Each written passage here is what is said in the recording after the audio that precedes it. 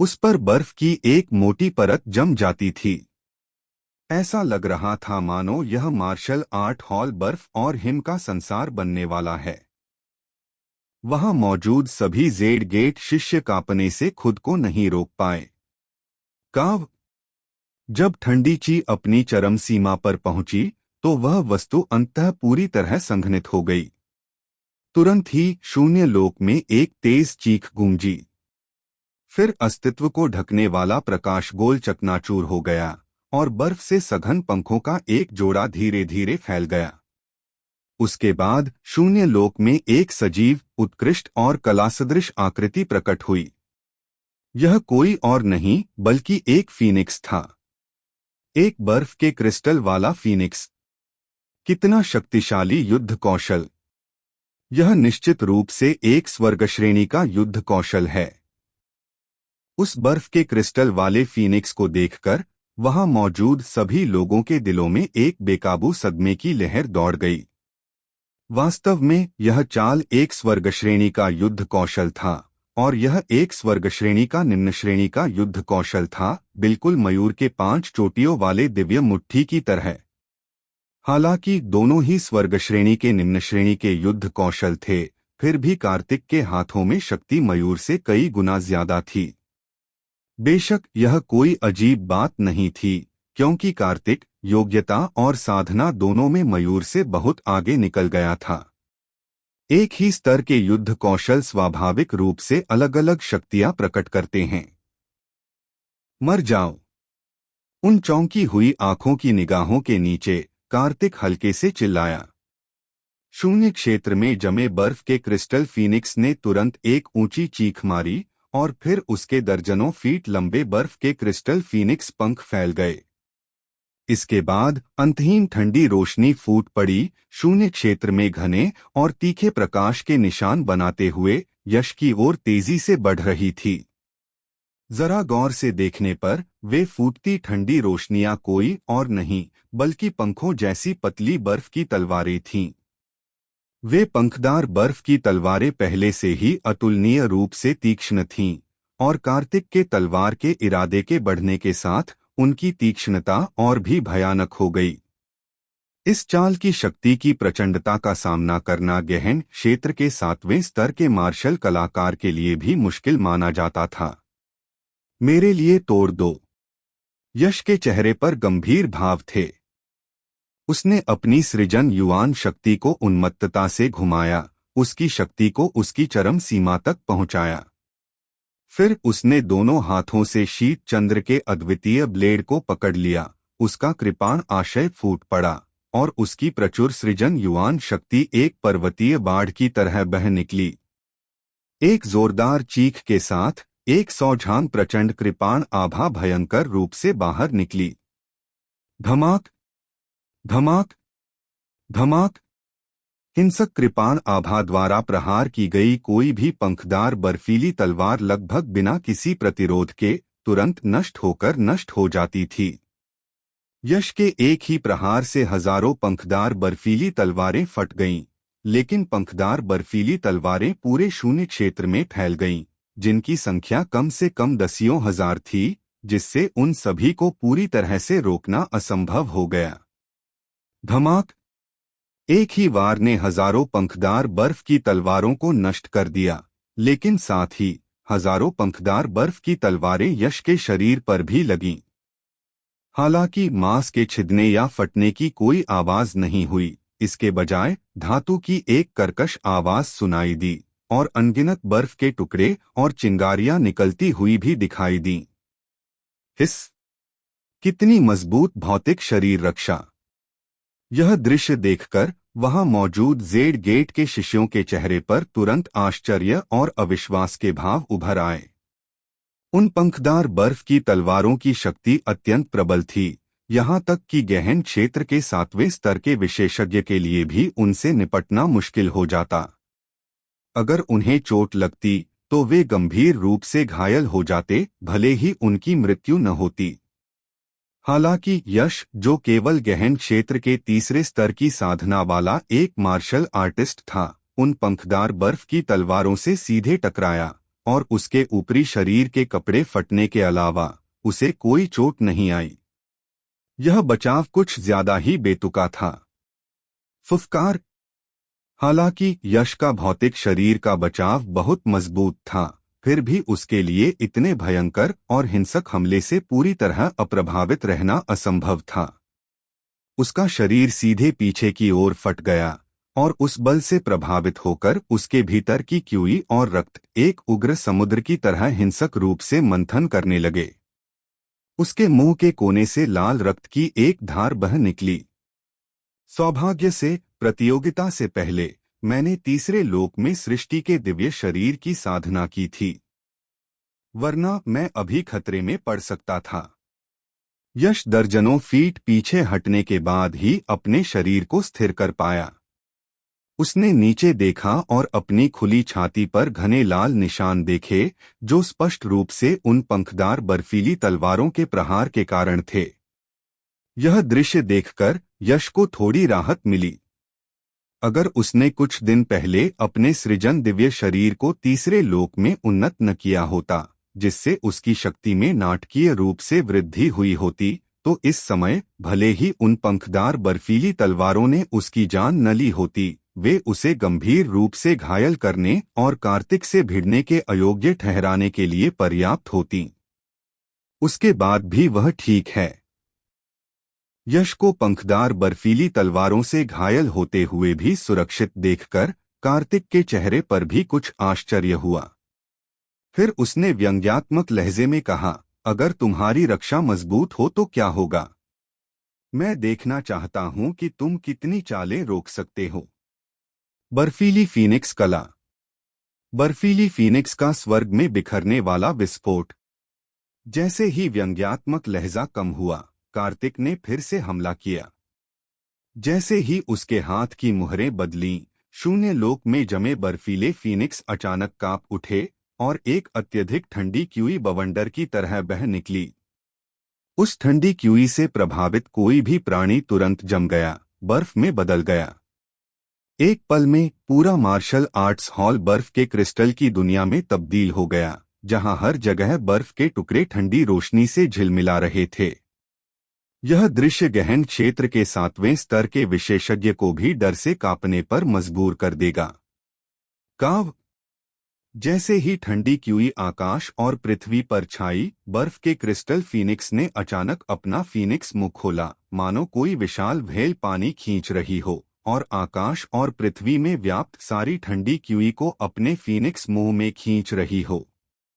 फिर वह एक बर्फ के क्रिस्टल प्रकाश क्षेत्र में बदल गया, जो हिंसक उतार चढ़ाव से भरा था, एक तोप के गोले की तरह फट रहा था और यश की ओर तेजी से वार कर रहा था। इस चाल की शक्ति अभी पंखदार बर्फ की तलवारों की शक्ति से कहीं ज्यादा शक्तिशाली थी, जिसमें पहाड़ों को नष्ट करने की भयानक शक्ति थी। बर्फ के क्रिस्टल प्रकाश क्षेत्र ने सीटी बजाई, जिससे यश की पुतलियां तुरंत सिकुड़कर खतरनाक चुभन में बदल गईं। वह समझ गया कि कार्तिक का प्रचंड प्रहार मयूर के 5 चोटियों वाले दिव्य मुक्के की तरह प्राचीन संप्रदाय आकाशीय बादल संप्रदाय के युद्ध कौशल से उत्पन्न हुआ था। कार्तिक, यह मत सोचो कि तुम अकेले हो जिसे मेघ आकाश की स्वर्गीय पट्टिका से अवसर प्राप्त हुआ है। मुझे भी प्राप्त हुआ है। यश ने दहाड़ते हुए शीतचंद्र अद्वितीय ब्लेड को हटा दिया और फिर धीरे से अपनी हथेली से शून्य क्षेत्र को थाम लिया।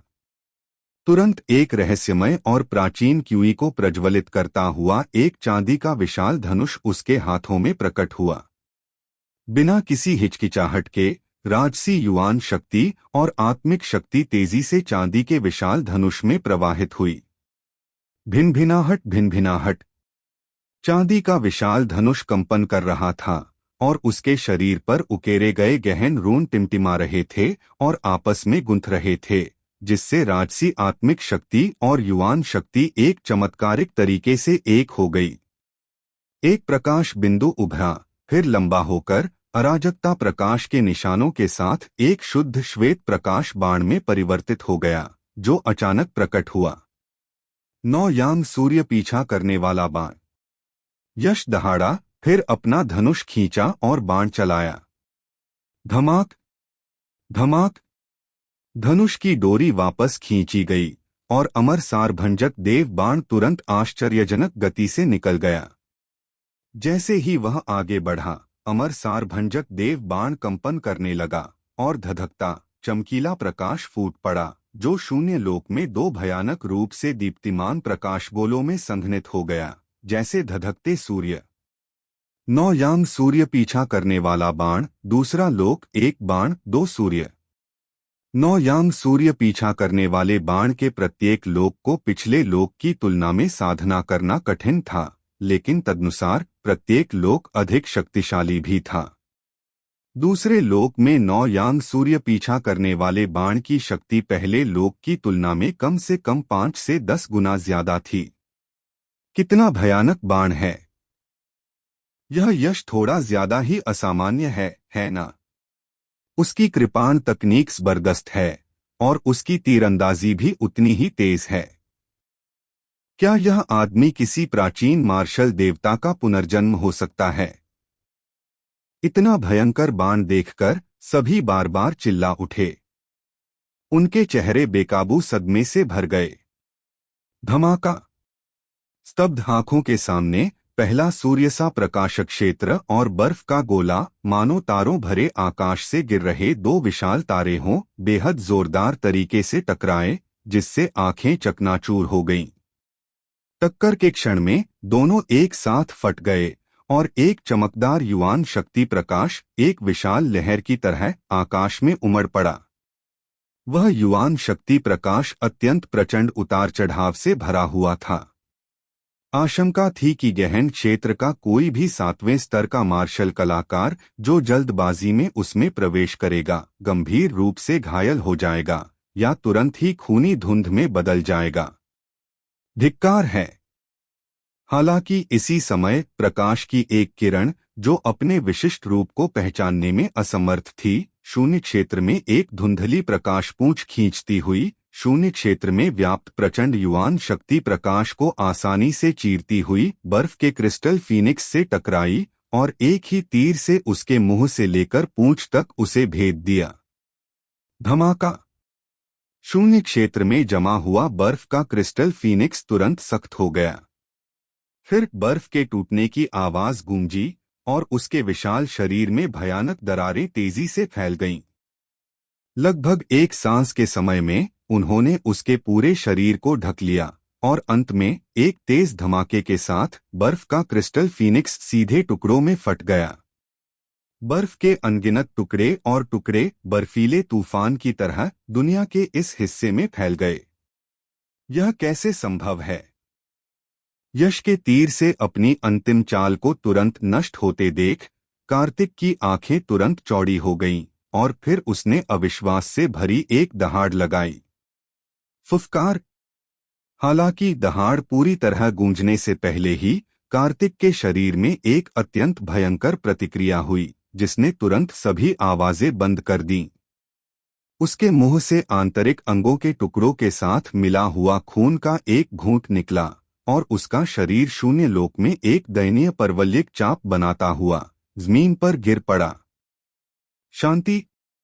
जिस पल कार्तिक जमीन पर गिरा, लुनवू हॉल, जो जोश में था, तुरंत मौत जैसा सन्नाटा छा गया, मानो 0 डिग्री पर जम गया हो। इस समय जमीन पर सुई गिरने की आवाज भी साफ सुनाई दे रही थी। हे भगवान! कार्तिक सच में हार गया।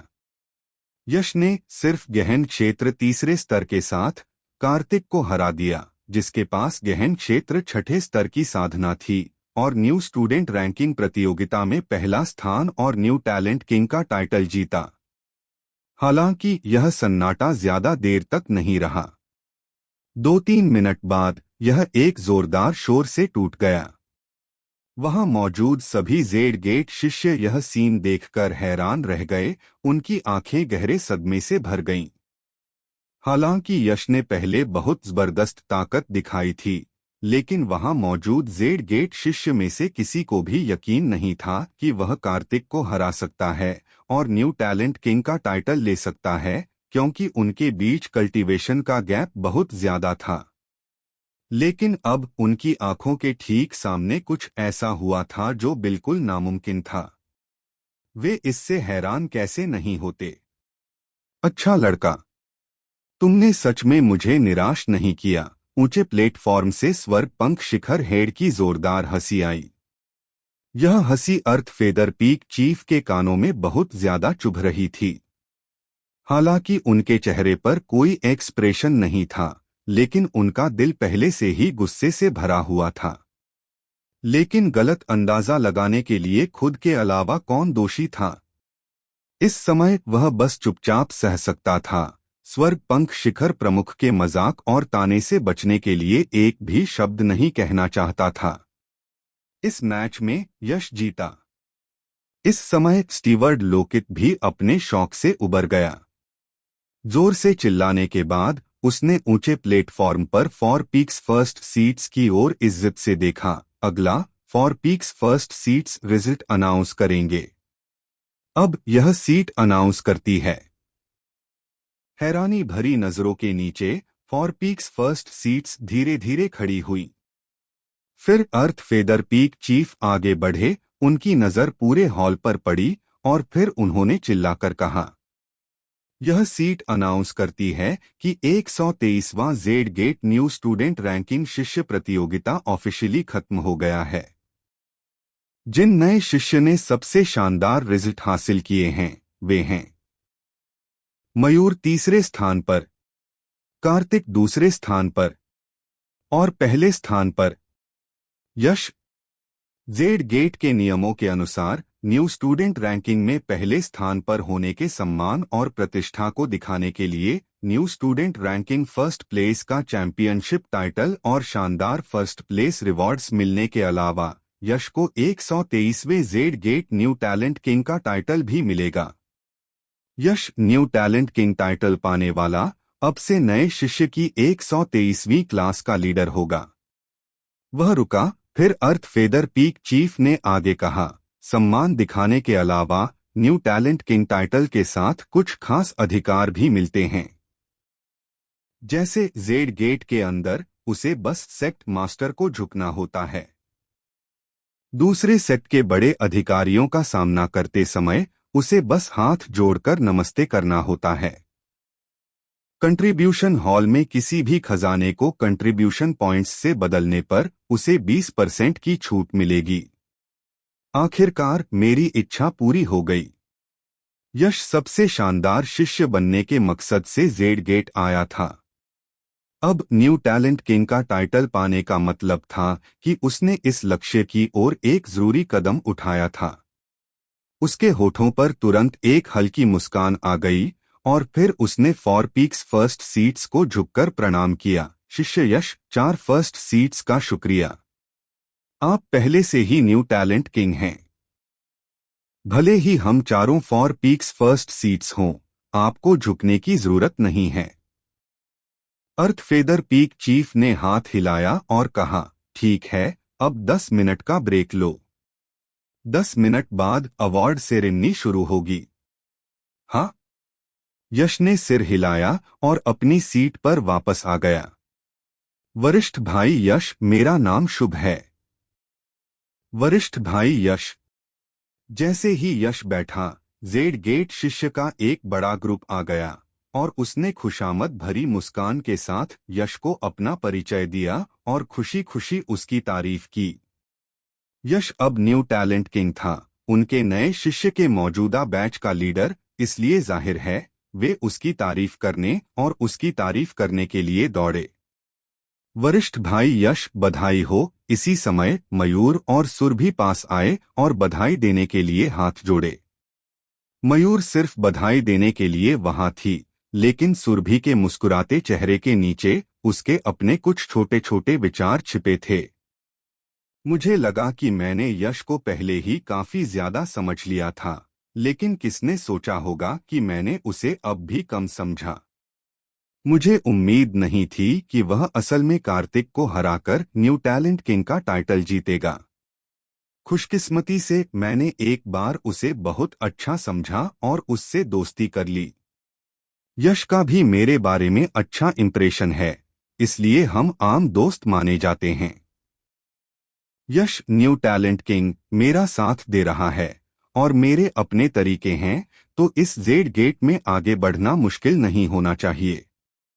यश को उन लोगों की परवाह करने में आलस आ रहा था जो उसकी तारीफ करते थे, लेकिन वह मयूर और सुरभि को दोस्त मानता था, इसलिए वह उनके साथ बैठ गया और उनसे बातें की। 10 मिनट जल्दी बीत गए। स्टीवर्ड लोकित के बुलाने पर यश और न्यू स्टूडेंट रैंकिंग प्रतियोगिता के टॉप 10 नए जेड गेट शिष्य लुनबू हॉल के पूरब की तरफ एक प्लेटफॉर्म पर चले गए। टॉप 10 शिष्य में टॉप 3 यश, कार्तिक और मयूर सबसे आगे खड़े थे और सुरभि और बाकी टॉप 7 शिष्य उनके पीछे खड़े थे। फॉर पीक्स फर्स्ट सीट्स एक साथ आए और सबके सामने खड़े हो गए। उनकी इज्जतदार नजरें एक एक करके हर किसी पर घूम रही थीं। फिर उन्होंने कहा, अब जब न्यू स्टूडेंट रैंकिंग प्रतियोगिता खत्म हो गया है, तो नियमों के मुताबिक आप शामिल होने के लिए एक पीक चुन सकते हैं। मैं काला पंख शिखर चुनता हूँ। मैं दिव्य जेड पर्वत शिखर चुनता हूँ। मैंने स्वर्ण पंख शिखर चुना। तुरंत यश, कार्तिक, मयूर और सुरभि को छोड़कर बाकी सभी ने उत्साह से अपनी पसंद बताई। अच्छा, अच्छा, अच्छा। अर्थ फेदर पीक चीफ और बाकी 3 फर्स्ट सीट्स ने मुस्कुराते हुए सिर हिलाया और उन युवा जीनियस को अपने साथ ले लिया जो उनके पीक्स में शामिल होना चाहते थे। हालांकि ये युवा जीनियस यश और दूसरों जितने अच्छे नहीं थे, फिर भी वे जीनियस थे और उन्हें अपने पीक्स में लाने से उनकी ताकत काफी बढ़ जाएगी। हालांकि जहां अर्थ फेदर पीक चीफ और बाकी 3 फर्स्ट सीट्स खुश थे, वहीं स्वर्ग पंख शिखर हेड का एक्सप्रेशन उतना अच्छा नहीं था, क्योंकि एक भी व्यक्ति ने स्वर्ग पंख शिखर में शामिल होने का फैसला नहीं किया। ऐसा लग रहा था कि इन लोगों ने स्वर्ग पंख शिखर के पतन की खबर पहले ही सुन ली थी। लोग नेचुरली ऊंची जगहों की तरफ खींचते हैं और कोई भी गिरते हुए स्वर्ग पंख शिखर में शामिल होने को तैयार नहीं था, भले ही स्वर्ग पंख शिखर कभी सबसे ऊपर की पीक थी। सुरभि है ना? क्या तुम मेरे दिव्य जेड पर्वत शिखर में शामिल होने को तैयार हो? अगर तुम दिव्य जेड पर्वत शिखर में शामिल होने को तैयार हो, तो मैं गारंटी देता हूं कि तुम्हें मिलने वाले कल्टीवेशन रिसोर्स एक आम इनर सेक्ट शिष्य से 3 गुना ज्यादा होंगे और तुम अक्सर मेरे दिव्य जेड पर्वत शिखर एल्डर से मार्शल स्किल गाइडेंस पा सकते हो। कैसा रहेगा? दिव्य जेड पर्वत शिखर लॉर्ड की नजर सुरभि पर पड़ी और उसने मुस्कुराते हुए पूछा।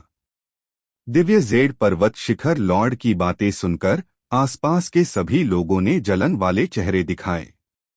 जो लोग अपनी मर्जी से फॉर पीक्स में शामिल हुए, वे अपने पीक में जाने के बाद सिर्फ सबसे आम इनर सेक्ट शिष्य के तौर पर शुरुआत करेंगे और सबसे आम कल्टीवेशन रिसोर्स का मजा लेंगे। लेकिन सुरभि जैसे किसी के लिए यह अलग था। फर्स्ट सीट द्वारा पर्सनली रिक्रूट किए जाने का मतलब था कि पीक में एंटर करने के तुरंत बाद उसे प्रायोरिटी कल्टीवेशन मिलेगा, जिससे जाहिर है कि उन्हें बहुत जलन हुई। मैं तैयार हूं, सुरभि ने एक प्यारी सी मुस्कान के साथ सिर हिलाया। मयूर, क्या तुम मेरे येलो फेदर पीक में शामिल होने को तैयार हो? मैं गारंटी देता हूं कि अगर तुम येलो फेदर पीक में शामिल होती हो, तो तुम्हें एक आम इनर सेक्ट शिष्य से 5 गुना अच्छा ट्रीटमेंट मिलेगा।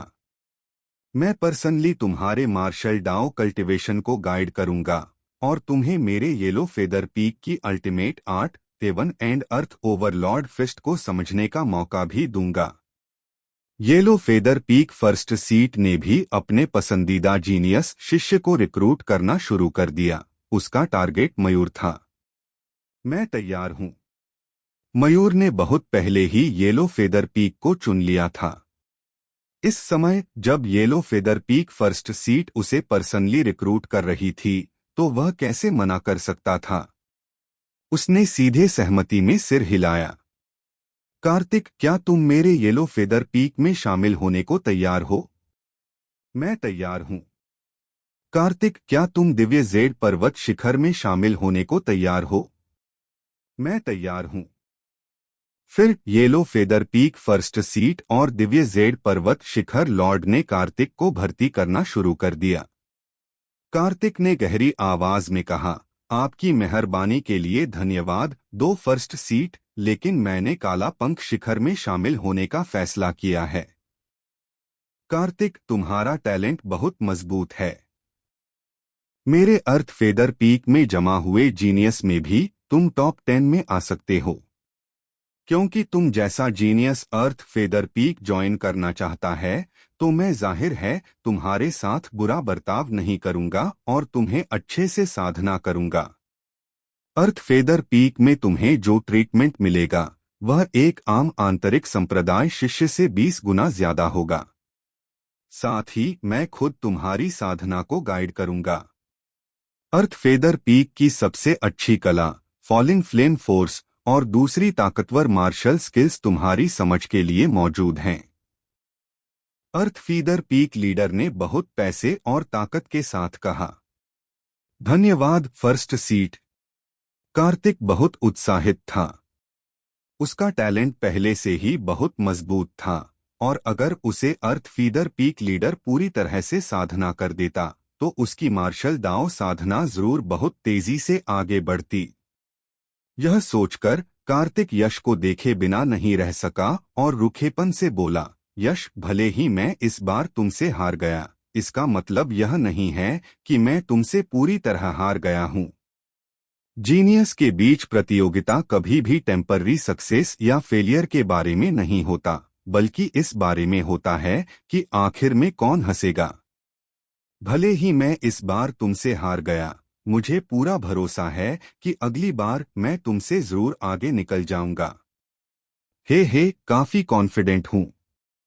यश थोड़ा मुस्कुराया बिना किसी परवाह के और फिर बोला, लेकिन मुझे तुम्हें यह बताते हुए अफसोस हो रहा है कि मैं जिससे भी आगे निकलूंगा वह अब से सिर्फ मेरी पीठ देखेगा और मेरे बराबर आने का कोई चांस नहीं है। दूसरे भी ऐसे ही होते हैं और तुम कार्तिक भी ऐसे ही होगे। यश को अक्सर लगता था कि कार्तिक बहुत ज्यादा घमंडी है, लेकिन असल में उसका अंदरूनी घमंड कार्तिक से कम नहीं था, शायद उससे भी ज्यादा। तुम। कार्तिक ने कभी यही शब्द दूसरों से भी कहे थे, लेकिन उसे उम्मीद नहीं थी कि पासा पलट जाएगा, और अब यश ने भी वही शब्द उसे कहे थे और तुरंत गुस्से से उसका चेहरा लाल हो गया था। कार्तिक को चुप देखकर यश थोड़ा मुस्कुराया और अब उस पर ध्यान नहीं दिया। यश ने अपने दिल में चल रही भावनाओं को दबाते हुए एक घूंट पिया और बनावटी मुस्कान के साथ कहा, फॉर फर्स्ट सीट्स, क्या तुम क्या करना चाहते हो? हे, तुम्हें क्या लगता है हम क्या करना चाहते हैं? बेशक तुम्हें जीतना है। Yellow feather peak first seat ने हंसते हुए कहा, यश, मैं देख रहा हूं कि मयूर के साथ तुम्हारे अच्छे रिश्ते हैं, तुम्हें दोस्त बनना चाहिए। तुम भी येलो फेदर पीक को क्यों नहीं ज्वाइन कर लेते? मैं गारंटी देता हूं कि जब तक तुम येलो फेदर पीक को ज्वाइन करोगे, तुम येलो फेदर पीक के कलेक्शन में कोई भी मार्शल स्किल समझ सकते हो और मैं पर्सनली तुम्हारी कल्टीवेशन में तुम्हें गाइड करूंगा। तुम्हें जो ट्रीटमेंट मिलेगा वह एक आम इनर सेक्ट शिष्य से 20 गुना ज्यादा होगा। Yellow feather peak first seat, तुम में सिर्फ 20 गुना रिसोर्स देने की हिम्मत है। मैं 40 गुना रिसोर्स दूंगा। तुम दिव्य जेड पर्वत शिखर की कोई भी मार्शल स्किल समझ सकते हो और मैं पर्सनली तुम्हारी कल्टीवेशन में तुम्हें गाइड करूंगा। दिव्य जेड पर्वत शिखर लॉर्ड ने yellow feather peak first seat को नफरत से देखा। हे भगवान, 2 फर्स्ट सीट्स सच में खर्च करने को तैयार हैं। लेकिन यश ने जो काबिलियत दिखाई है उसे देखते हुए उसे जीतने के लिए इतनी मेहनत करना वाकई सही है। यश को जीतने के लिए दिव्य जेड पर्वत शिखर और yellow feather peak first seat ने जो अच्छा बर्ताव किया उसे सुनकर आसपास के जेड गेट शिष्य को तुरंत जलन हुई। हालांकि वे ज्यादा हैरान नहीं हुए, क्योंकि यश, जिसके पास न्यू टैलेंट किंग का टाइटल था, सच में उस कीमत के लायक था। कार्तिक का एक्सप्रेशन थोड़ा बुरा था। उन पीक फर्स्ट सीट्स ने उसे जीतने के लिए जो बर्ताव किया वह रिसोर्स से सिर्फ 20 गुना ज्यादा था, लेकिन यश की शुरुआती कीमत रिसोर्स से 20 गुना ज्यादा थी। क्या इसका मतलब यह नहीं था कि इन पीक फर्स्ट सीट्स के दिलों में यश की वैल्यू और महत्व उससे कहीं ज्यादा थी? ऐसी बात ने कार्तिक, जो हमेशा घमंडी रहा था, को इसे मानने में थोड़ा मुश्किल महसूस कराया। लेकिन क्या होता अगर वह इसे न मान पाता? रिसोर्स उन पीक फर्स्ट सीट्स के हाथ में थे, वे जिसे चाहे दे देते और उसे दखल देने का कोई हक नहीं था। इसी समय स्वर्ग पंख शिखर हेड भी बोला। उसकी नजरें मिचमिचाईं और वह दांत पीसते हुए कहा, यश, अगर तुम स्वर्ग पंख शिखर में शामिल होना चाहते हो तो मैं तुम्हें ये शर्तें भी दूंगा कि तुम कोई भी मार्शल स्किल समझ सको। मैं खुद तुम्हारी कल्टीवेशन में तुम्हें गाइड करूंगा और रिसोर्स ट्रीटमेंट के मामले में यह 50 गुना होगा। यश को जीतने के लिए स्वर्ग पंख शिखर हेड ने इस बार सच में पूरी ताकत लगा दी। हाल के सालों में स्वर्ग पंख शिखर बहुत ज्यादा वीरान हो गया था और जेड गेट की मेन पीक दिव्य जेड पर्वत शिखर द्वारा दिए गए कल्टीवेशन रिसोर्स बार बार काटे जा रहे थे, जो स्वर्ग पंख शिखर के ऑपरेशन को बनाए रखने के लिए मुश्किल से ही काफी थे। यश को जीतने के लिए 50 गुना रिसोर्स निकालने का मतलब शायद उनकी पुरानी पूंजी भी निकालना था। 50 गुना रिसोर्स? तुम्हारी हिम्मत कैसे हुई इतनी कम रकम का जिक्र करने की? अर्थपंख शिखर प्रमुख ने मजाक उड़ाते हुए हंसी, फिर बहुत ज्यादा दौलत और ताकत के साथ उन्होंने यश से कहा, तुम कोई भी मार्शल स्किल समझ सकते हो, मैं खुद तुम्हारी कल्टीवेशन में तुम्हें गाइड करूंगा। और जहां तक रिसोर्स ट्रीटमेंट की बात है तो यह एक आम इनर सेक्ट शिष्य से 100 गुना ज्यादा होगा। अर्थपंख शिखर प्रमुख द्वारा मजाक उड़ाए जाने पर स्वर्ग पंख शिखर हेड का भाव थोड़ा भद्दा था। उसने ठंडे स्वर में कहा, अभी तुमने दूसरों को नीचा दिखाया और अब तुम उन्हें जीतने के लिए इतना अच्छा ट्रीटमेंट दे रहे हो। अर्थपंख शिखर प्रमुख, तुम में सच में हिम्मत है। मुझे यह करने में खुशी होगी। क्या तुम मुझे कंट्रोल कर सकते हो? अर्थपंख शिखर प्रमुख ने हल्के से कहा। तुम दोनों अब और बहस मत करो। यश को चुनने दो कि वह 4 पीक्स में से किस में शामिल होना चाहता है। यह देखकर कि स्वर्ग पंख शिखर हेड और अर्थपंख शिखर प्रमुख बहस करने वाले थे, दिव्य जेड पर्वत शिखर लॉर्ड और yellow feather peak first seat जल्दी से बीच बचाव करने के लिए बाहर आए। जैसे ही उसकी आवाज धीमी हुई, चारों चोटियों की फर्स्ट सीट्स ने यश की तरफ देखा, उसके चुनाव का इंतजार करते हुए। मैं? यश ने सोचा, उसका चेहरा झिझक से भर गया। चारों चोटियों की फर्स्ट सीट्स ने जो ट्रीटमेंट दिया वह बहुत अच्छा था, जिससे वह सच में पक्का नहीं कर पा रहा था कि चारों चोटियों में से किसे चुने। बेशक यश दिल से काला पंख शिखर की तरफ ज्यादा झुका हुआ था, क्योंकि काला पंख शिखर ने सबसे अच्छा ट्रीटमेंट दिया था और उसे सीज हेवन क्रिएशन स्क्रिप्चर की अपनी कल्टीवेशन में तेजी से सुधार करने के लिए उसे मदद के लिए बहुत सारे कल्टीवेशन रिसोर्स की जरूरत थी। लगता है यश अभी भी सोच रहा है। चूंकि ऐसा है, इसलिए हम तुम्हें इस पर ध्यान से सोचने के लिए कुछ समय देंगे। दिव्य जेड पर्वत शिखर लॉर्ड ने यश की हिचकिचाहट देखी और उसे सोचने के लिए कुछ समय देने का फैसला किया। फिर उन्होंने कहा, अब पहले एप्टीट्यूड टेस्ट करते हैं। एप्टीट्यूड टेस्टिंग एक जरूरी परीक्षा है जो जेड गेट के नए शिष्य को सेक्ट में आने के बाद देनी होती है। एक खास तरीके से यह पता लगाया जा सकता है कि शिष्य में कितना एप्टीट्यूड है। जिनका एप्टीट्यूड ज्यादा होता है वे सेक्ट में आने के बाद मजबूत साधना कर सकते हैं, जबकि जिनका एप्टीट्यूड कम होता है उन्हें खुद ही सब कुछ करना पड़ता है। जैसे ही उसकी आवाज धीमी हुई, स्टीवर्ड लोकित हाथ में एक पारदर्शी क्रिस्टल बॉल पकड़े हुए बगल से आए। इसे प्राइमल लाइट ऑर्ब कहते हैं।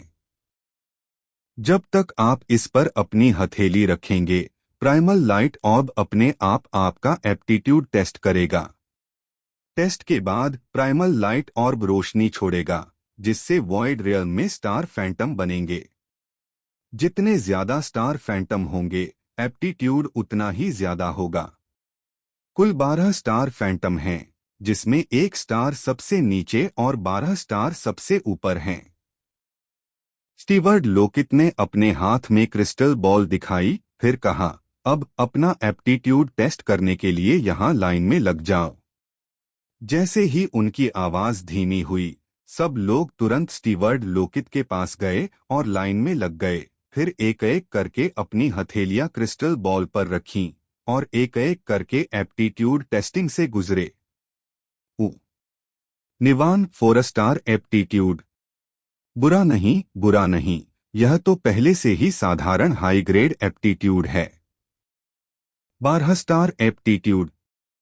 1 स्टार सबसे कम एप्टीट्यूड है। ऐसे एप्टीट्यूड वाले लोग असल में मार्शल आर्टिस्ट नहीं बन पाते। 2 स्टार से 4 स्टार एप्टीट्यूड को साधारण ग्रेड एप्टीट्यूड माना जाता है। इस साधारण ग्रेड में 2 स्टार साधारण लो ग्रेड होता है, 3 स्टार साधारण मिड ग्रेड होता है और 4 स्टार साधारण हाई ग्रेड होता है। जहां तक 5 स्टार से 7 स्टार एप्टीट्यूड की बात है, वे एक्सीलेंट ग्रेड एप्टीट्यूड में आते हैं। 5 स्टार एक्सीलेंट लो ग्रेड होता है, 6 स्टार एक्सीलेंट मिड ग्रेड होता है और 7 स्टार एक्सीलेंट हाई ग्रेड होता है। और 8 स्टार से 10 star aptitude genius grade aptitude होते हैं। 7 स्टार जीनियस लो ग्रेड होता है, 8 स्टार जीनियस मिड ग्रेड होता है और 9 स्टार जीनियस हाई ग्रेड होता है। जहां तक 10 स्टार से ऊपर 11 स्टार और 12 स्टार एप्टीट्यूड की बात है, हर स्टार एक अलग ग्रेड दिखाता है। 11 स्टार सुपर जीनियस का है, 12 स्टार पियरलेस जीनियस का है। हालांकि जेड गेट की स्थापना के बाद से, जिसका इतिहास कम से कम 1000 साल पुराना है, 12 स्टार एप्टीट्यूड वाले पियरलेस जीनियस की तो बात ही छोड़िए, 11 स्टार एप्टीट्यूड वाला कोई पियरलेस जीनियस भी सामने नहीं आया है। यहां तक कि सेक्ट की स्थापना करने वाले ancestral master, Z immortal master के पास भी केवल 10 स्टार एप्टीट्यूड था। जल्द ही आम जेड गेट शिष्य के लिए एप्टीट्यूड टेस्ट पूरे हो गए। सबसे कम 3 स्टार एप्टीट्यूड था और सबसे ज्यादा 7 स्टार एप्टीट्यूड था। सुरभि, अब तुम्हारी बारी है, स्टीवर्ड लोकित ने कहा। एन सुरभि ने एक गहरी सांस ली, क्रिस्टल बॉल के पास गई और अपना पतला हाथ उस पर रख दिया। हमेशा की तरह क्रिस्टल बॉल वाइब्रेट हुई और उससे एक शानदार तेज रोशनी निकली, जो लुनवू हॉल में ऊपर इकट्ठा होकर 8 स्टार फैंटम बना रही थी। 8 स्टार एप्टीट्यूड। मिडग्रेड जीनियस। बुरा नहीं, बुरा नहीं, दिव्य जेड पर्वत शिखर लॉर्ड ने मुस्कुराते हुए सिर हिलाया। अमन। अगला टेस्टर अमन था। उसका पता चला एप्टीट्यूड सुरभि जैसा ही था, दोनों 8 स्टार एप्टीट्यूड वाले थे। लेकिन उसके 8 स्टार फैंटम से निकलने वाली रोशनी सुरभि से कहीं ज्यादा तेज थी। साफ है, एक जैसे 8 स्टार एप्टीट्यूड के बावजूद। बुरा नहीं, बुरा नहीं, yellow feather peak first seat ने खुशी से सिर हिलाया। मयूर की तरह अमन ने भी बहुत खतरनाक मार्शल डाउ का रास्ता अपनाया, इसलिए वह भी येलो फेदर पीक में शामिल हो गया।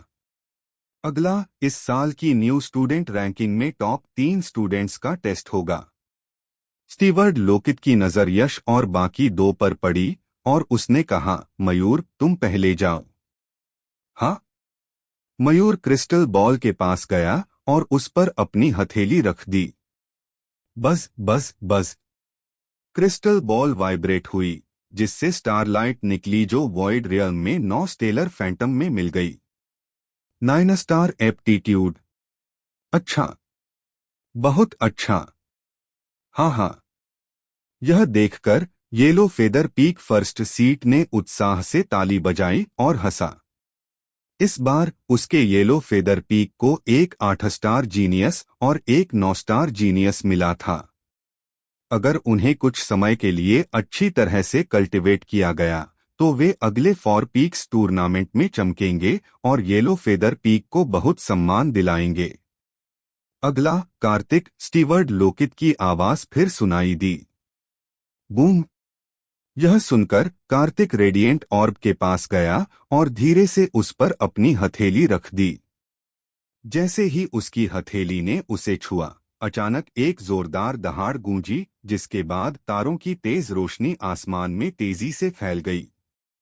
वॉइड रियल्म में 9 स्टेलर फैंटम एक साथ आ गए। कार्तिक भी 9 स्टार एप्टीट्यूड वाला जीनियस है? बिल्कुल नहीं, कार्तिक की ताकत मयूर से कहीं ज्यादा है। उसका एप्टीट्यूड मयूर से भी ज्यादा होना चाहिए, तो वह उसके बराबर कैसे हो सकता है? नहीं, देखो हालात बदल गए हैं। वॉइड रियल्म में सिर्फ 9 स्टेलर फैंटम देखकर भीड़ में तुरंत फुसफुसाहट शुरू हो गई। साफ था कि कार्तिक का एप्टीट्यूड उस ऊंचाई तक नहीं पहुंचा था जिसकी उन्हें उम्मीद थी। लेकिन अचानक एक आवाज सुनाई दी और सब तुरंत उस आवाज के पीछे पीछे वॉइड रियल्म की ओर देखने लगे। वह है। सबकी नजरों के सामने वॉइड रियल्म में सच में एक और स्टेलर फैंटम दिखाई दिया। लेकिन यह स्टेलर फैंटम पिछले वाले के मुकाबले धुंधला था और बेतरतीब ढंग से टिमटिमा रहा था, जैसे यह किसी भी पल गायब हो सकता है। बहुत अस्थिर था। यह 10 स्टार एप्टीट्यूड है। यह हमारे जेड गेट के ancestral master, immortal master Z के एप्टीट्यूड जैसा है। कुछ लोगों ने कहा, नहीं, यह 10 स्टार एप्टीट्यूड नहीं है। वह 10वां स्टेलर फैंटम बेतरतीब ढंग से टिमटिमा रहा है और ऐसा लग रहा है कि यह किसी भी पल गायब हो सकता है। इसे असली 10 स्टार एप्टीट्यूड नहीं माना जा सकता। सही कहूं तो यह क्वासी 10 स्टार एप्टीट्यूड होना चाहिए, किसी ने वर्णन किया। कार्तिक की मौजूदा हालत में साफ तौर पर 9 स्टार से ज्यादा का एप्टीट्यूड दिख रहा था, लेकिन यह कहना कि यह 10 स्टार एप्टीट्यूड तक पहुंच गया, साफ तौर पर काफी नहीं था। इसलिए इसे सिर्फ क्वासी 10 स्टार एप्टीट्यूड ही कहा जा सकता था। 9 स्टार से ऊपर, 10 स्टार से नीचे। क्वासी 10 स्टार एप्टीट्यूड, स्टीवर्ड लोकित ने ऐसा पहले भी देखा था और पक्का फैसला सुनाया। हाँ हाँ, बहुत अच्छा, बहुत अच्छा। अर्थपंख समिट चीफ खुशी से हंसे।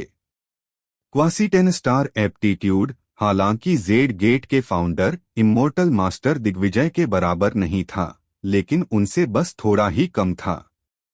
एक ऐसे जीनियस को पाकर जिसका aptitude founding ancestral master, immortal master Digvijay से बस थोड़ा ही कम था, अर्थपंख समिट चीफ जैसा इंसान भी, जिसने कई तूफान देखे थे, अपनी खुशी रोक नहीं पाया।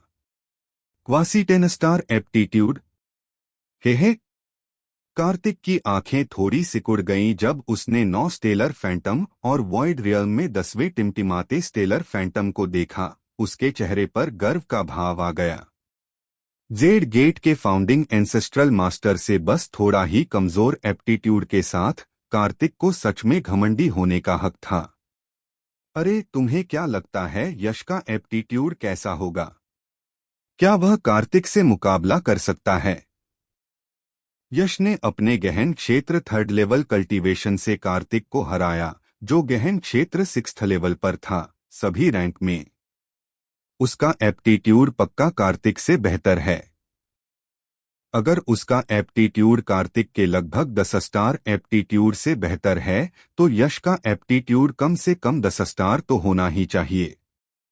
शायद यह 11 स्टार एप्टीट्यूड या 12 स्टार एप्टीट्यूड तक भी पहुंच सकता है। यह नामुमकिन है। हमारा नानवो रीजन बहुत पिछड़ा हुआ है। पूरे इतिहास में 10 स्टार एप्टीट्यूड वाले जीनियस 2 उंगलियों पर गिने जा सकते हैं। 11 स्टार और 12 स्टार एप्टीट्यूड वाले जीनियस कभी नहीं आए। सबने चर्चा की, अंदाजा लगाया कि यश का एप्टीट्यूड किस लेवल तक पहुंचेगा। मेरी पिछली सिचुएशन के हिसाब से मेरा एप्टीट्यूड ज्यादा से ज्यादा 3 स्टार होगा, लेकिन मैं सीज हेवन क्रिएशन स्क्रिप्चर को कल्टीवेट करता हूं और हर ब्रेक थ्रू के साथ मेरा एप्टीट्यूड बेहतर होता है। मुझे हैरानी है कि मेरा एप्टीट्यूड अब किस लेवल पर पहुंच गया है। यश भी यह जानने के लिए बहुत उत्सुक था कि उसके पास क्या एप्टीट्यूड है। यह सोचकर यश रेडिएंट ऑर्ब की ओर चल पड़ा। Whoosh whoosh whoosh. Yash new talent king बनकर अब सबका ध्यान खींच रहा था। उसकी हर हरकत ने उन्हें मोहित कर लिया। जैसे ही यश रेडिएंट ऑर्ब की ओर बढ़ा, सबकी नजरें उस पर टिक गईं और यहां तक कि फॉर पीक्स फर्स्ट सीट भी यश को उम्मीद से देखने लगी। गहन क्षेत्र के 6ठे लेवल के मार्शल आर्टिस्ट कार्तिक को गहन क्षेत्र के 3रे लेवल के कल्टीवेशन के साथ रैंक में हराने के लिए यश का एप्टीट्यूड कम से कम 10 स्टार होना चाहिए, है ना? यश ने गहरी सांस छोड़ी, फिर कई उम्मीद भरी आंखों के नीचे अपनी हथेली रेडिएंट ऑर्ब पर रखी। रेडिएंट ऑर्ब की सतह कुछ चिकनी और ठंडी थी। जैसे ही यश की हथेली उस पर टिकी, उसने तुरंत रेडिएंट ऑर्ब के अंदर से एक ठंडी क्यू को बहते हुए महसूस किया, जो उसकी हथेली के जरिए उसके शरीर में घुस रही थी और उसके अंगों और हड्डियों में घूमने लगी। इस ठंडी क्यू को एक मार्शल आर्टिस्ट के अंगों और हड्डियों में घूमने देना और फिर मार्शल आर्टिस्ट की शारीरिक क्षमता को समझने के लिए किसी खास तरीके पर भरोसा करना, यही वह तरीका होना चाहिए जिसका इस्तेमाल रेडिएंट ऑर्ब एप्टीट्यूड को टेस्ट करने के लिए करता है। यश ने ठंडी क्यू को अपने अंगों और हड्डियों में घूमते हुए महसूस किया, चुपचाप अपने मन में सोच रहा था। बूम। आमतौर पर उस ठंडी क्यू के बहने के बाद जो यश के पूरे शरीर में घूम जाती थी, वह वापस रेडिएंट ऑर्ब में चली जाती थी और फिर टेस्ट के नतीजों के आधार पर फैसला दिया जाता था। लेकिन जैसे ही वह कूल क्यूई फ्लो यश के शरीर से बाहर निकलने वाला था, अचानक उसके अंदर से एक तेज सक्शन फोर्स निकली जिसने कूल क्यूई फ्लो को घेर लिया। धत तेरे की, सब कुछ मत निगलो। उस तेज सक्शन फोर्स का सोर्स कोई और नहीं बल्कि यश के शरीर के अंदर के जीन्स थे। ये जीन्स बहुत लालची थे। जब तक यश के शरीर में एनर्जी आती, वे तुरंत उसे खाकर खुद को जगाने के लिए फिर से भर लेते। हालांकि वह कूल क्यूई फ्लो थोड़ा अजीब था, फिर भी वह एनर्जी का ही एक रूप था और काफी शुद्ध भी। यश के जीन्स उसे कैसे जाने दे सकते थे? यश अब भी जानना चाहता था कि उसका एप्टीट्यूड कैसा है, इसलिए वह अपने जीन्स को इस कूल क्यूई फ्लो को निगलने नहीं दे सकता था। उसने जल्दी से अपने शरीर के अंदर के जीन्स को कंट्रोल किया, उनसे कहा कि कूल क्यूई फ्लो को न निगलें, लेकिन उसका रिएक्शन तेज था और जीन्स की निगलने की स्पीड और भी तेज थी। एक ही सांस में वह ठंडा क्यूई फ्लो, जो पहले उंगली जितना मोटा था, इतना पतला हो गया कि वह बाल की एक लट की मोटाई के 10वें हिस्से से भी कम था। यह देखकर यश के होंठ एक बेबस कड़वी मुस्कान में बदल गए। फिर उसने अपने शरीर के अंदर के जीन्स को कंट्रोल किया, उस कमजोर, लगभग न दिखने वाले ठंडे क्यूई फ्लो को छोड़ दिया और उसे रेडिएंट ऑर्ब में वापस जाने दिया। यश अपनी काबिलियत को टेस्ट करने में इतना समय क्यों ले रहा है? क्या हुआ? इस समय तक लगभग 1 मिनट बीत चुका था। आम लोगों के लिए टेस्ट में आमतौर पर सिर्फ 5 या 6 सेकंड लगते थे, लेकिन यश 1 मिनट से टेस्ट कर रहा था और रेडिएंट ऑर्ब ने कोई रिएक्शन नहीं दिखाया। हर कोई हैरान रह गया, सोच रहा था कि क्या हो रहा है और आपस में फुसफुसाने लगा। फुसफुसाहट। जैसे ही सब सोच रहे थे, रेडिएंट ऑर्ब, जो शांत था, आखिरकार रिएक्ट किया। वूश। प्राइमोर्डियल लाइट ऑर्ब से निकली एक हल्की स्टारलाइट फिर वॉइड रियल में इकट्ठा हुई और बदल गई। एक स्टेलर फैंटम। क्या वन स्टार एप्टीट्यूड। यश के पास सिर्फ वन स्टार एप्टीट्यूड है? यह कैसे हो सकता है? जब सबने वॉइड रियल्म में लटके वन स्टार स्टेलर फैंटम को देखा तो पूरे लुन्वु हॉल में ऐसा लगा जैसे कोई बम फट गया हो और बहरा कर देने वाली आवाजें लगातार गूंज रही थीं। यश, जिसने कार्तिक, एक गहन क्षेत्र 6th लेवल कल्टीवेटर को अपनी गहन क्षेत्र 3rd लेवल कल्टीवेशन से हराया था, हैरानी की बात है कि उसके पास सिर्फ वन स्टार एप्टीट्यूड था। इससे जो शौक लगा वह किसी न्यूक्लियर धमाके से कम नहीं था, जिससे वहां मौजूद सभी लोग हैरान रह गए। उनके चेहरे पर यकीन नहीं हो रहा था। One star aptitude. अपने पास एप्टीट्यूड को देखकर यश के मुंह पर एक कड़वी मुस्कान आ गई। असल में उसने इस नतीजे का बहुत पहले ही अंदाजा लगा लिया था। प्रिमोर्डियल लाइट ऑर्ब मार्शल आर्टिस्ट के शरीर में एक कूल करंट डालकर एप्टीट्यूड का पता लगाता है, उनके पोटेंशियल का पता लगाता है, फिर प्रिमोर्डियल लाइट ऑर्ब में वापस आ जाता है। फिर ऑर्ब मार्शल आर्टिस्ट के एप्टीट्यूड का अंदाजा इस आधार पर लगाता है कि कूल करंट ने कितना पोटेंशियल महसूस किया। जब दूसरों का एप्टीट्यूड पता चला तो डिटेक्टर के शरीर में घुसा उंगली जितना मोटा कूल करंट पूरी तरह से सही सलामत बाहर निकल गया। लेकिन उसके लिए जब वह कूल करंट उसके शरीर में घुसा तो वह अंगूठे जितना मोटा था, लेकिन जब वह बाहर निकला तो वह बाल की एक लट के साइज का सिर्फ 10वां हिस्सा था। अगर वह कूल करंट बाल की एक लट जितना भी मोटा नहीं था तो वह यश से कितना पोटेंशियल महसूस कर सकता था? शायद 1000वां हिस्सा भी नहीं। जब कम पोटेंशियल महसूस होता है तो प्रिमोर्डियल लाइट ऑर्ब से मिलने वाला इवैल्यूएशन नेचुरली कम होता है। मुझे यकीन नहीं हो रहा। मुझे सच में यकीन नहीं हो रहा। यश न्यू टैलेंट किंग होने के नाते सिर्फ एक स्टार एप्टीट्यूड है? यह कैसे हो सकता है? किसी ने हैरानी से चिल्लाया। क्या ऐसा हो सकता है कि प्रिमोर्डियल लाइट ऑर्ब में कोई प्रॉब्लम हो? यश कितना भी बुरा क्यों न हो, वह बिल्कुल भी एक स्टार एप्टीट्यूड नहीं हो सकता। एक स्टार एप्टीट्यूड का मतलब है कि उसके पास मार्शल आर्टिस्ट बनने की क्वालिफिकेशन भी नहीं है। यश इतनी ताकत के साथ सिर्फ एक स्टार एप्टीट्यूड कैसे हो सकता है? किसी ने शक के साथ अंदाजा लगाया। बिल्कुल नामुमकिन। प्रिमोर्डियल लाइट ऑर्ब को founding ancestral master, immortal master Digvijay ने छोड़ा था। इसे 1000 साल से ज्यादा हो गए हैं और इसे कभी कोई प्रॉब्लम नहीं हुई। जब यश की बात आती है तो इसमें प्रॉब्लम कैसे हो सकती है? ऐसा होना चाहिए कि यश के पास खुद सिर्फ एक स्टार एप्टीट्यूड है। कुछ लोग बहुत पक्के थे, उनका मानना था कि यश के पास सच में एक स्टार एप्टीट्यूड था। तो फिर आप यश की ताकत को कैसे समझाएंगे? किसी ने जवाब दिया।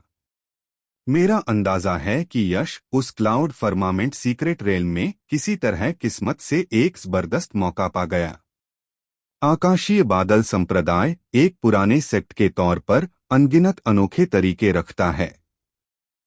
किसी बेकार इंसान को अचानक एक ताकतवर एक्सपर्ट बना देना हमें यकीन नहीं हो सकता, लेकिन आकाशीय बादल संप्रदाय जैसे पुराने सेक्ट के सामने यह तो बस एक आसान काम हो सकता है।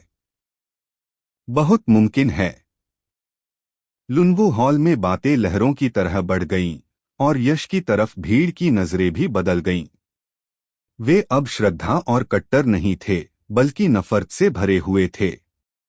शायद उनकी अभी की ताकत यश जितनी अच्छी नहीं थी, लेकिन उनमें से सबसे कम वाले के पास 3 स्टार एप्टीट्यूड था, जो यश के 1 स्टार एप्टीट्यूड से कहीं ज्यादा मजबूत था।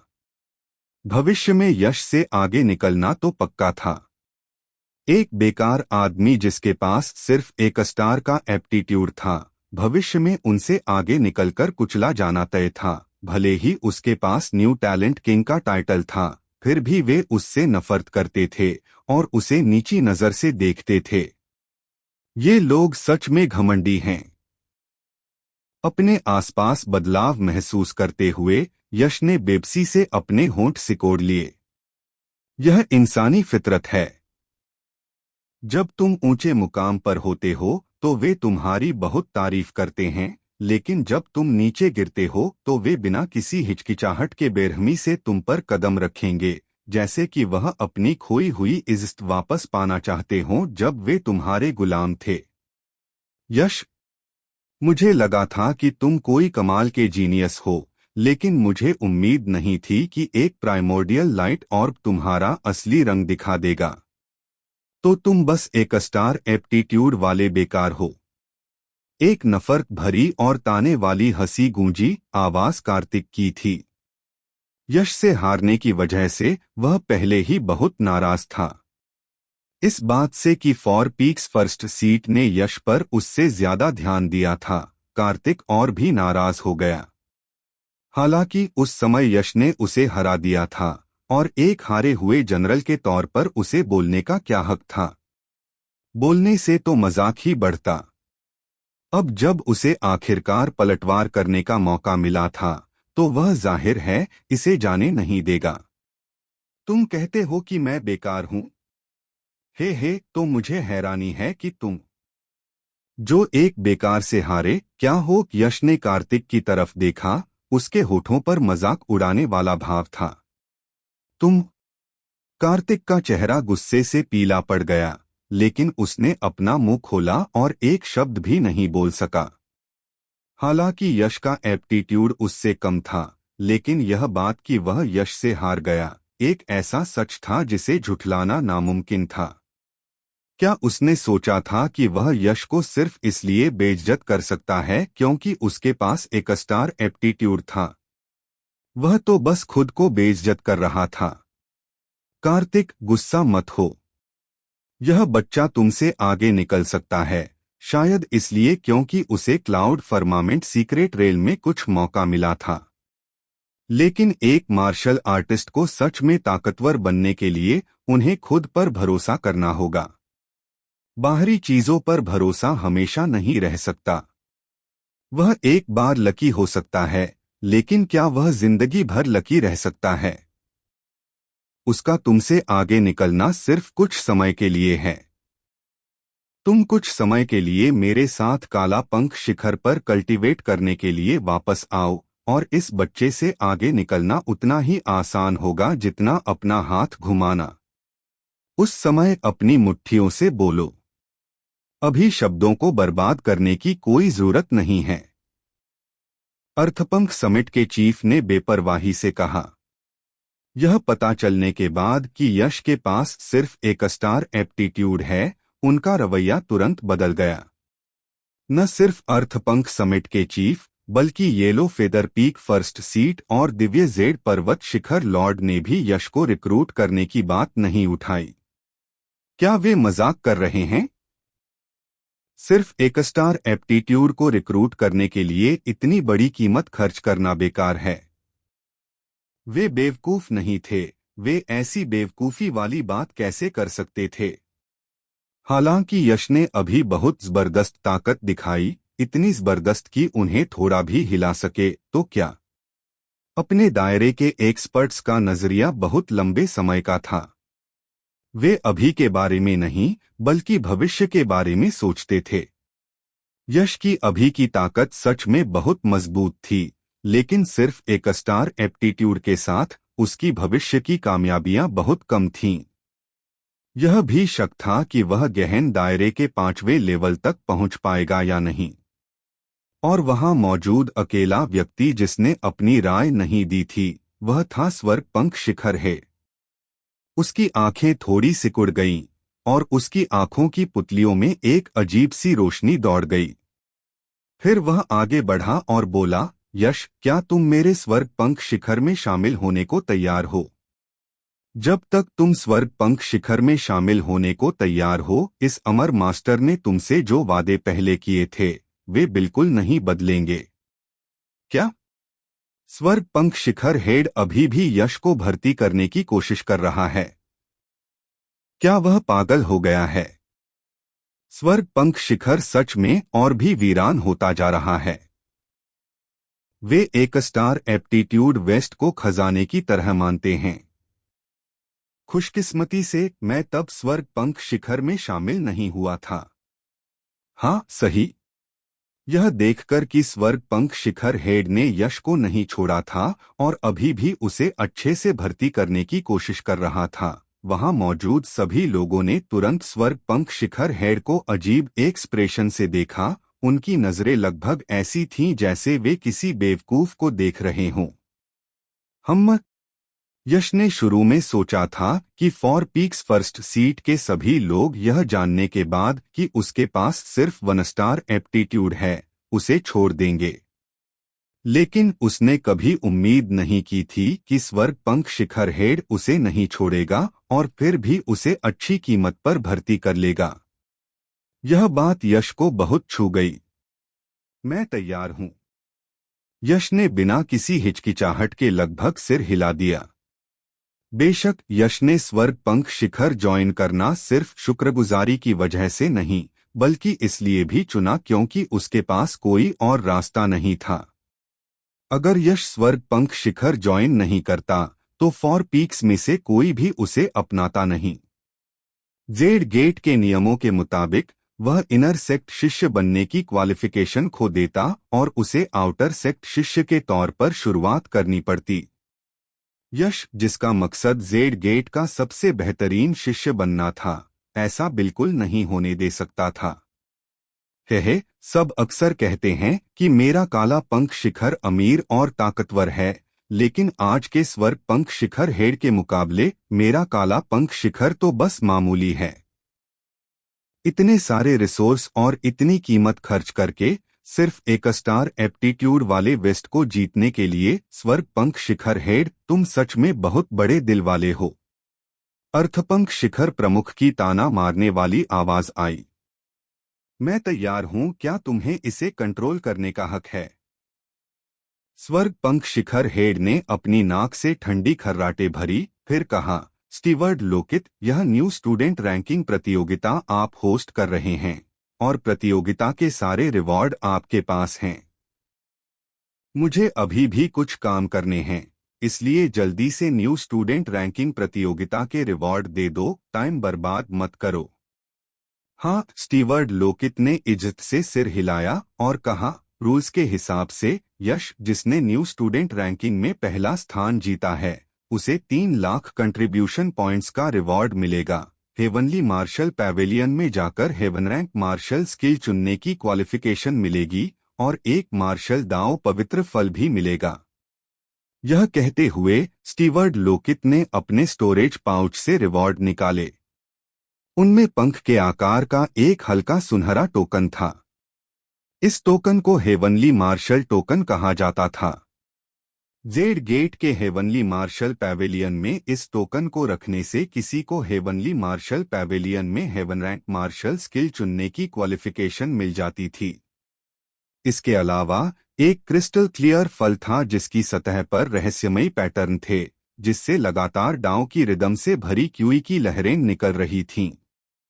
यह ठीक top grade heaven and earth खजाना था, मार्शल डाउ पवित्र फल, जो एक मार्शल आर्टिस्ट को अपने मार्शल डाउ दायरे को बेहतर बनाने या समझने में मदद कर सकता था।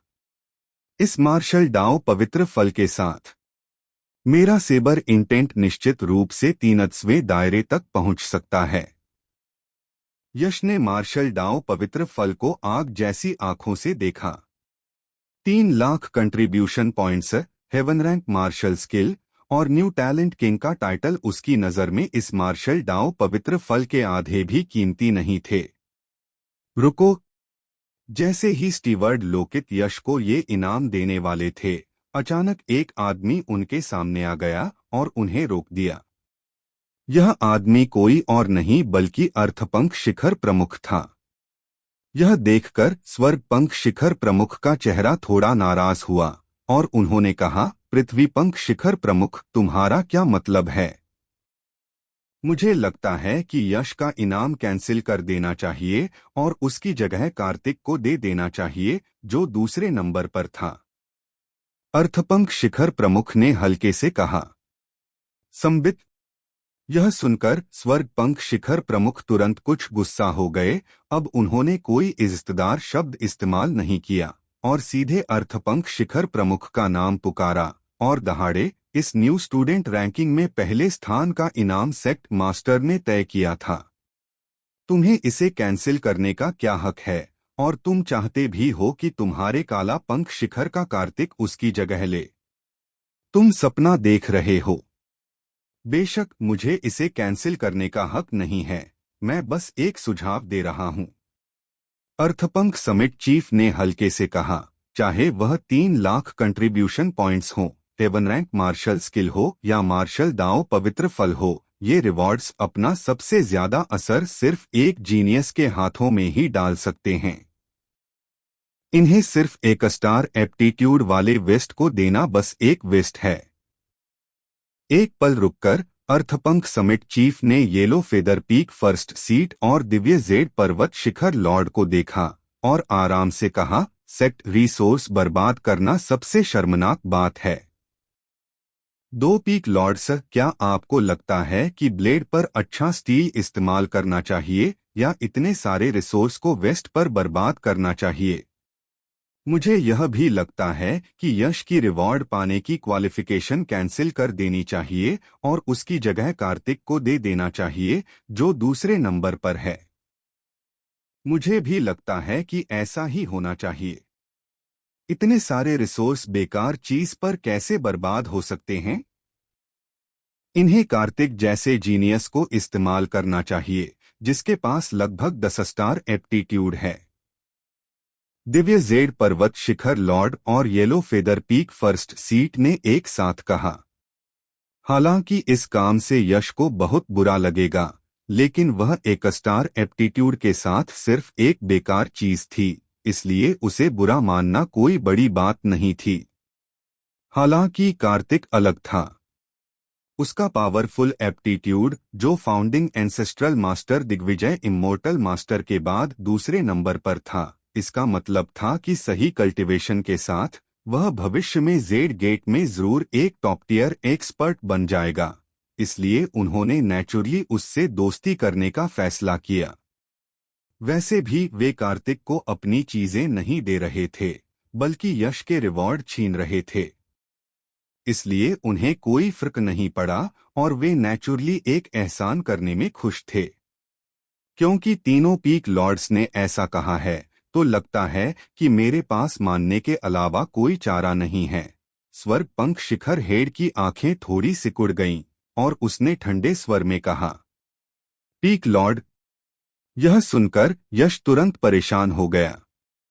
ये इनाम बहुत मुश्किल से मिले थे, खासकर मार्शल दाओ पवित्र फल, जो उसके लिए 3वें सेबर इंटेंट तक पहुंचने के लिए बहुत जरूरी था और वह इसे बिल्कुल नहीं छोड़ सकता था। चिंता मत करो, इसे मुझे संभालने दो।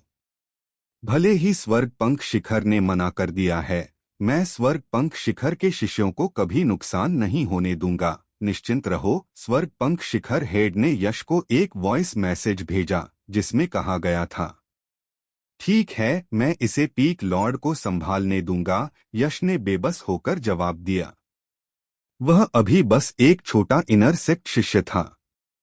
अगर अर्थपंख शिखर प्रमुख और बाकी 2 सच में उससे जबरदस्ती उसके इनाम छीनना चाहते थे, तो वह बस बेबस होकर देख सकता था। उसके पास कोई रास्ता नहीं था। स्वर्गपंख शिखर हेड, मुझे लगता है कि तुम्हें अपनी जगह पता है।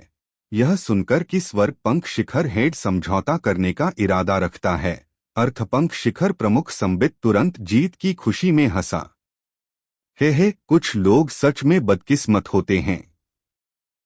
उन्होंने न्यू स्टूडेंट रैंकिंग में पहला स्थान पाने के लिए खुद को मौत के घाट उतार दिया, लेकिन उन्हें एक खाली टाइटल के अलावा कुछ नहीं मिला। कितना बुरा। हालांकि यह किसी और की गलती नहीं है, बस उनकी अपनी बुरी किस्मत है, जो सिर्फ एक स्टार एप्टीट्यूड वाली एक घटिया जिंदगी के साथ पैदा हुए हैं। कार्तिक ने साइड से ताने वाले यिन और यांग टोन में उसका मजाक उड़ाया। यश का चेहरा उदास था और उसने कुछ नहीं कहा, बस अपनी आस्तीनों में मुट्ठियां कसकर भींच लीं उसकी नजरें ठंडी होकर अर्थपंख शिखर प्रमुख संबित पर टिकी थीं, और वह खुद से सोच रहा था, संबित, क्या यह सही है? जब मैं जीनियस था तो तुमने मुझे जीतने की हर कोशिश की, लेकिन जब मैं वेदी से नीचे गिरा तो तुमने तुरंत मुझसे मुंह मोड़ लिया। क्या तुम्हें सच में लगता है कि मुझ में सिर्फ एक स्टार का टैलेंट है?